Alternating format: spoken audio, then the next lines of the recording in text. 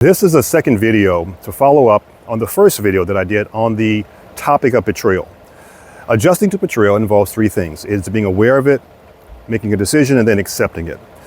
But prior to having to adjust to being betrayed is recognizing the traits of someone who will betray you. Most people who have the tendency to be a betrayer have three distinct traits. They are entitlement, their ego, and they are evasive. These are traits that they had before they met you. Before I go into more detail on these traits, let me share one caution with you. It is not to look for these traits in the other person. It's simply to recognize them when you see them because they'll be that obvious. Let's start with entitlement. Entitlement has a positive and a negative, and we all know the positive of entitlement. If you're in a committed relationship, if you're in a marriage relationship, you commit to that other person is entitled to being honored, being valued, being loved, being cherished, being respected. That's what we agree to. Therefore, they are entitled to that. That's positive entitlement. Negative entitlement is the extreme. It has nothing to do with the things that we commit to give to someone. It has to do with the rights that person feels they have, they are owed from you. So if they're wrong about something, they feel they're entitled to justify themselves about being right. If they feel they're owed something from you, they feel entitled to be angry that you didn't give it to them. And this is on the extreme. On a scale of 1 to 10, you'll notice it's probably a 7 or an 8. It's obvious. It's not something you have to look for. It's obvious.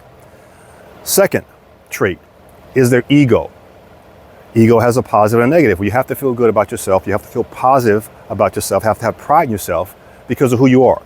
But this level of ego is the craving for attention outside of the attention that they're already receiving.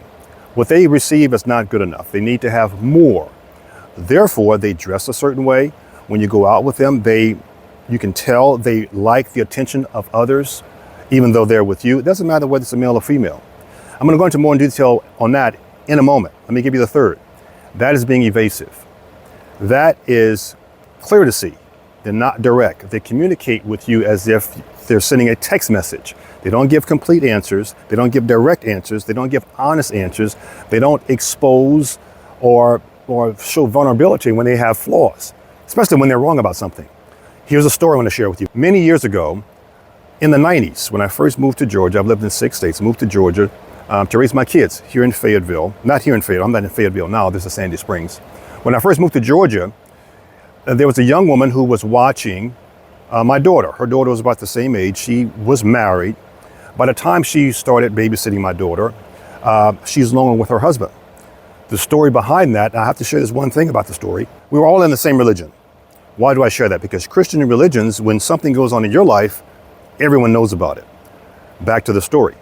So her husband, when they moved here to Atlanta from New Jersey, which is where they were from, she would call him at work, check on his day, see how he was doing.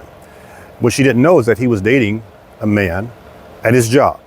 That man knew she was calling. When she would call and talk to her husband, he would laugh at how her husband was interacting with her because she had no idea that he was gay. Now, if he would have just been honest with her up front, that would have eased the pain and the agony that she felt once she became aware that he had her husband, who committed to loving her, who she had a daughter with, was involved with another man. Here's what happens. She begins to question her femininity, something that she may have done to lead him to being gay. And I'm not criticizing or attacking someone who's gay, because I am a personal trainer as my passion, one of the things that I enjoy doing. And I've trained, most of the men that I trained were elite gay men, which means that they were high caliber, high performers. They didn't flaunt being gay. That was who they were. I learned that from them. His choice of being gay and being married was deceptive. It was a form of betrayal. When she discovered that, it was intensely painful. But these traits were always there. His entitlement was always there. His ego was always there. And he was evasive, never honest with her.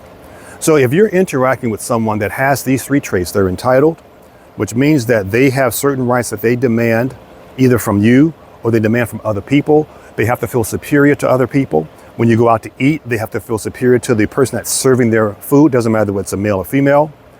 They have a strong ego. They have to have all the attention. If it's a guy with a female, when she goes out, she dresses very provocatively. The question is, why is she dressing? Who is she signaling, dressing for provocatively like that if she's with him? Their ego is huge. They have to have attention. So you'll see a number of people, if you look at Instagram and you look at some of these other social media platforms, instead of looking at the female's body, if you're a guy, look at her face, look at her eyes, look at the attention she must have, no matter what she looks like, whether she's very attractive or she's not so attractive, or they do a filter to get the attention. The ego has to be there. Being evasive, they cannot, under most circumstances, admit when they're wrong. They can't approach you. They're not giving you complete information from the very beginning. If you ask a simple question, you have to ask several questions for them to give you a complete answer. These three traits, the entitlement, the ego, and the evasion, is what you'll always notice in someone who will eventually betray you. The example I just gave a few minutes ago was of a female who's betrayed by her husband. But we all know examples of men who've been married to women that have children by other men and they never know. That is a form of betrayal. Why are we mentioning it? Why is it important to understand? Because social media downplays, mitigates the pain, the suffering, the agony that the person on the receiving end receives or experiences when they're the person that's betrayed. Betrayal is glamorized.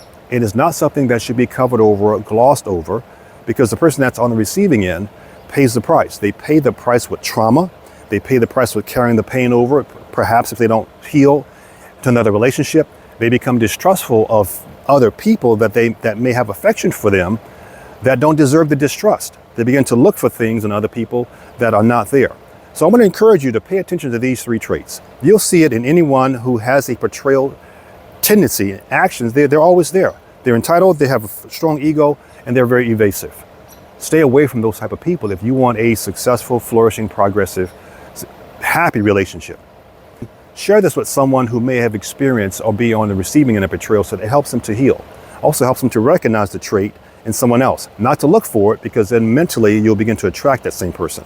You'll begin to attract the same type of people over and over again, because there's something else about them that you like, but you're overlooking the traits of someone that will betray your trust. God bless.